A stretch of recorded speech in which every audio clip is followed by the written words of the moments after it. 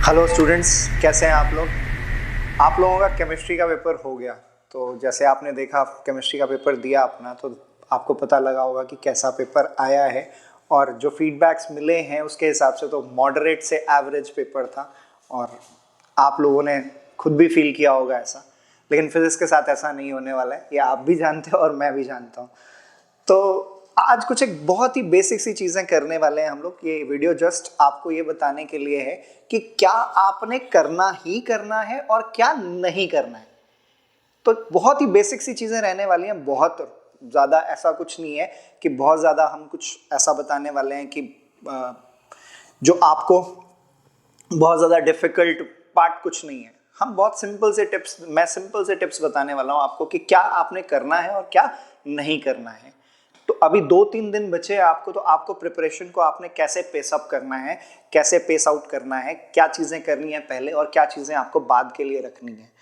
तो आते हैं सबसे पहले कि एनसीईआरटी। सबसे बेसिक पहला पॉइंट ये आ गया कि आपने एनसीईआरटी को फॉलो करना ही करना है। तो फर्स्ट पॉइंट क्या हो गया, फॉलो एनसीईआरटी।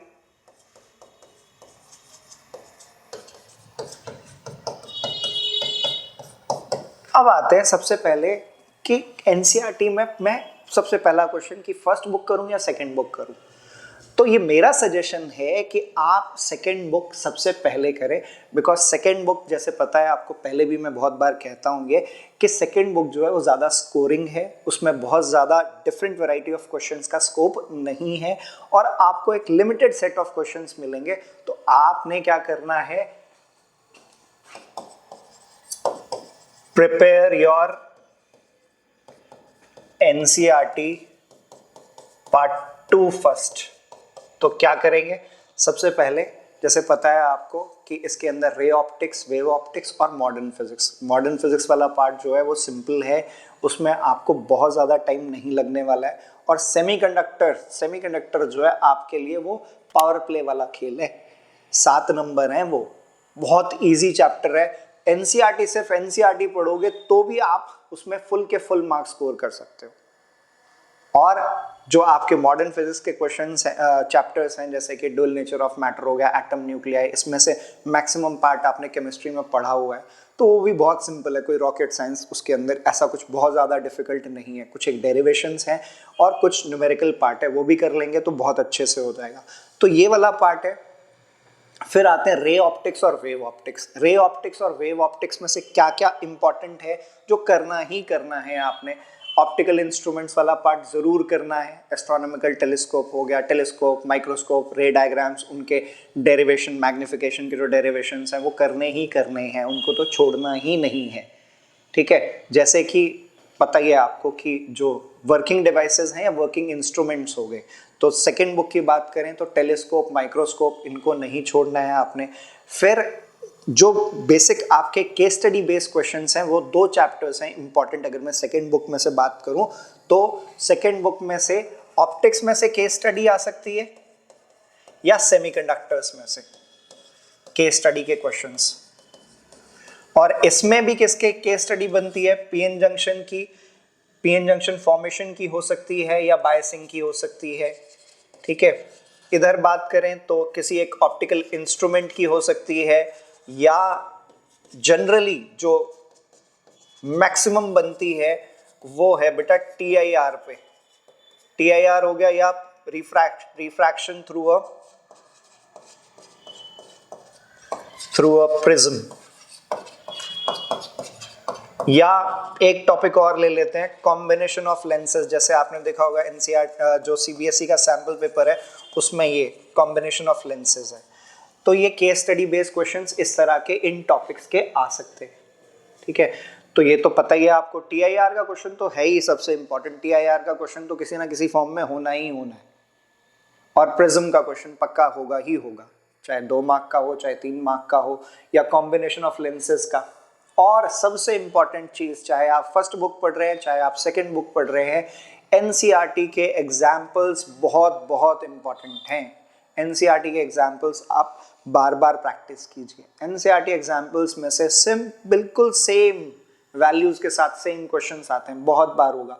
पीवाईक्यूज देखेंगे आप तो उसमें आपको मिलेगा एनसीईआरटी के सारे क्वेश्चंस, सारे के सारे एग्जाम्पल्स जो हैं वो जरूर करने ही करने हैं, हमने हर हाल में उनको छोड़ना नहीं है, चाहे वो फर्स्ट बुक है चाहे वो सेकेंड बुक है। ठीक है, तो ये तो एक आइडिया ले लिया हमने कि पार्ट 2 जो है वो इजी है और comfortably it is much more scoring, आप अच्छे से स्कोर कर सकते हैं सेकेंड बुक में रादर देन फर्स्ट बुक। ठीक है, तो ये तो बेसिक टिप्स क्या क्या हो गए। सबसे पहले तो एनसीईआरटी फॉलो करना है हमने, एनसीईआरटी के एग्जांपल्स सारे के सारे करने हैं, फिर जो वर्किंग इंस्ट्रूमेंट्स हैं उनके ऊपर केस स्टडी बेस्ड क्वेश्चन होगा ही होगा, और सेमीकंडक्टर बहुत अच्छे से करना है। सेमीकंडक्टर के अंदर पता ही है आपको क्या क्या क्वेश्चंस हैं, पीएन जंक्शन का फॉर्मेशन है, फॉरवर्ड बायस रिवर्स बायसिंग का क्वेश्चन आता है, फिर उसके बाद rectifier, PN junction diode as a rectifier, practicals में भी किए हैं ये सब आपने। तो इन टॉपिक्स को बिल्कुल नहीं छोड़ना है, ये टॉपिक्स तो बिल्कुल करने ही करने हैं आपको। ठीक है, अब आते हैं फर्स्ट बुक पे। फर्स्ट बुक में से क्या क्या इंपॉर्टेंट है। फर्स्ट बुक में से सबसे पहले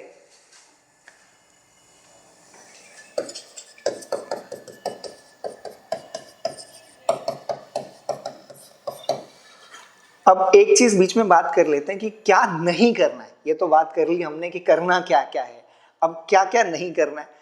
अब ये जो चीज़ है ये सबके लिए नहीं है। जिन लोगों ने कुछ एक टॉपिक्स जो अभी तक बिल्कुल नहीं पढ़े हैं उनको अब पढ़ना भी नहीं है। ये टाइम नहीं है कि आप कोई नई चीज़ करो।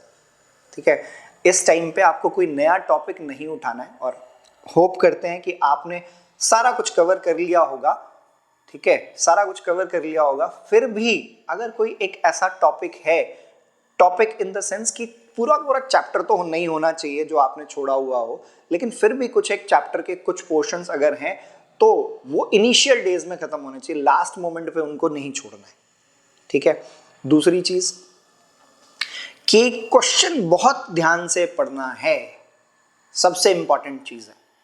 होता क्या है कि एक्साइटमेंट में क्या करते हैं, क्वेश्चन देखा, अरे ये तो आता है, ये तो आता है, और कुछ ना कुछ उसमें गड़बड़ कर देते हैं। ये ह्यूमन बिहेवियर है, ये होना ही होना है। तो एक्साइटमेंट को थोड़ा सा कंट्रोल करके रखना है और क्वेश्चन बहुत ध्यान से पढ़ना है। ठीक है, ये कुछ एक बेसिक चीजें हैं जो हमें ध्यान रखनी है। ठीक है, तो चलिए पार्ट 1 के अंदर आते हैं। एनसीईआरटी पार्ट 1 के अंदर क्या क्या टॉपिक्स हैं जो आपने क्या क्या टॉपिक्स हैं जो करने ही करने हैं। ठीक है, सो पार्ट 1 में से सबसे पहले बात करें तो चैप्टर 1 इलेक्ट्रोस्टैट्स है। इलेक्ट्रोस्टैट्स में कैपेसिटेंस वाला पार्ट है सबसे इंपॉर्टेंट, उसका क्वेश्चन होना ही होना है। देन गॉसेस लॉ है, गॉसेस लॉ का क्वेश्चन होगा ही होगा, तो उसके क्वेश्चन जैसे एनसीईआरटी एग्जांपल्स हैं वो करने ही करने हैं। फिर अगर हम थर्ड चैप्टर की बात करें करंट इलेक्ट्रिसिटी, उसमें से किरचॉफ लॉज हैं, डेफिनेशन पूछी जाती है, किरचॉफ लॉ का क्वेश्चन होना ही होना है। सर्किट क्वेश्चन होगा जहाँ पे आपको किसी पार्ट के अंदर करंट निकालने के लिए कहेगा, वहाँ पे एक और क्वेश्चन बनता है। डेरिवेशन क्वेश्चंस जो हैं उसमें से आने ही आने हैं, कोई ना कोई एक डेरिवेशन रहेगा ही रहेगा, जो चैप्टर 3 है आपका। फिर चैप्टर 4 में आए गैल्वेनोमीटर है, फिर force between two parallel conductors है, जो डेरिवेशन वाला पार्ट है।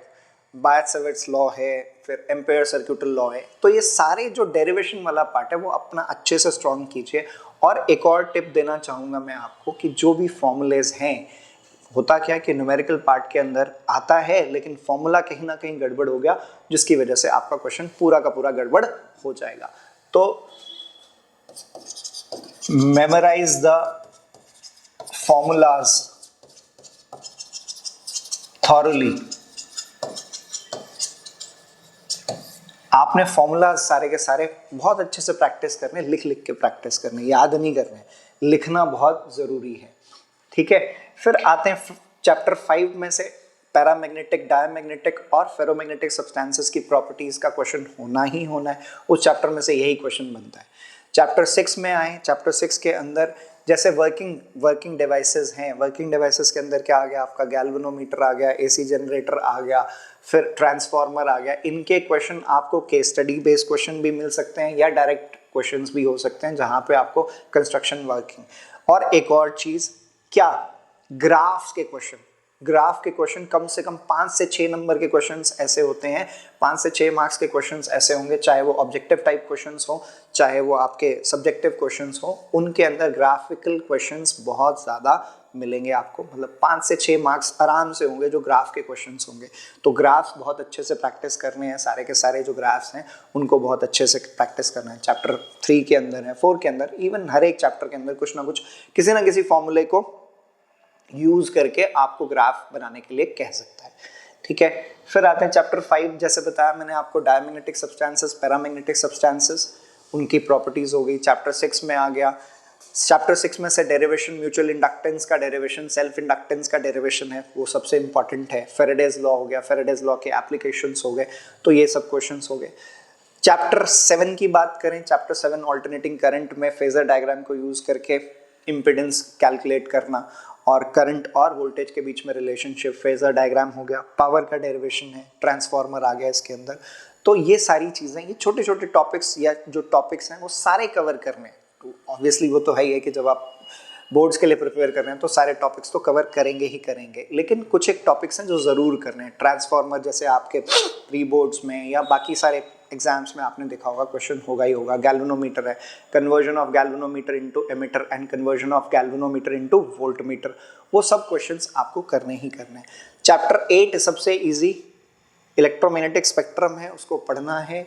उसके अंदर जो जो वेव्स हैं उनके यूसेज और कैसे प्रोड्यूस होती हैं, वो सारी चीज़ें, 3 नंबर का क्वेश्चन उसका मिलना ही मिलना है। तो ये एक बेसिक ओवरव्यू ले लिया हमने कि क्या क्या हमने पढ़ना है और क्या क्या चीज़ें इंपॉर्टेंट हैं। तो और थॉरोली प्रैक्टिस करना है। और लास्ट डे के लिए एक टिप रहेगी आपको कि लास्ट डे पे क्या करना है आपने, संडे को, पेपर जो है आपका वो मंडे को है, तो संडे को आपने क्या करना है, एक मॉर्निंग में 8 से 11 के बीच में एक कोई भी सैम्पल पेपर, कोई भी एक सैम्पल पेपर उठा के उसको अच्छे से प्रैक्टिस करना है। टाइम बाउंड 3 घंटे का पेपर आपने लगाना ही लगाना है। बीच में अगर आप किसी दिन आपका रिवीजन कंप्लीट हो चुका है तो बीच में 2 भी कर सकते हैं आप, एक सैटरडे को भी कर सकते हैं, एक फ्राइडे को भी कर सकते हैं। तो इस तरह से आपने अपनी प्रिपरेशन को पेस आउट करना है। तो सबसे पहले तो ये हो गया कि सेकंड बुक सबसे पहले फिनिश कीजिए। सेकंड बुक के सारे चैप्टर्स, सारे के सारे रे डायग्राम्स या जो टॉपिक्स हैं वो कवर कीजिए। फिर उसके बाद फर्स्ट बुक पे आइए।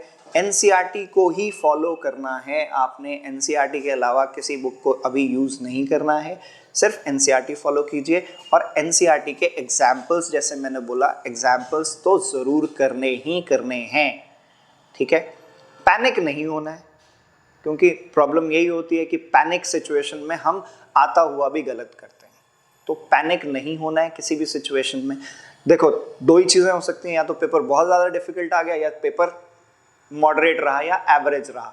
दोनों ही केस में गलतियां होने के चांसेस होते हैं। तो इसलिए अपने आप को एक, अपना जो माइंड लेवल है या अपना जो कामनेस है उसका लेवल एक बिल्कुल सम स्थिति कहा जाता है ना बहुत ज़्यादा एक्साइटेड हो जाना है, ना बहुत ज़्यादा लो हो जाना है, एक सम स्थिति रखनी है अपनी। तो इस तरह से अगर आप रहेंगे, किसी भी पेपर में आप इस तरह से रहेंगे, तो आप उस पेपर को बहुत अच्छे से क्रैक कर पाएंगे। ठीक है, तो ये कुछ एक बेसिक चीज़ें हमने समझी कि क्या क्या चीज़ें होंगी। तो ये छोटी छोटी चीज़ें, बहुत ज़्यादा कुछ हमने ये नहीं देखा कि भाई बहुत ज़्यादा ये करना है वो करना है। सिर्फ बहुत अपने आप को बहुत सिंपल रखना है, जो बेसिक्स हैं उनके ऊपर स्टिक करना है। इन्हीं चीज़ों को अगर ध्यान रखेंगे आप अच्छा स्कोर कर पाएंगे। होप ये वीडियो आपको हेल्प करेगा आपकी स्टडीज़ में। थैंक यू सो मच बेटा।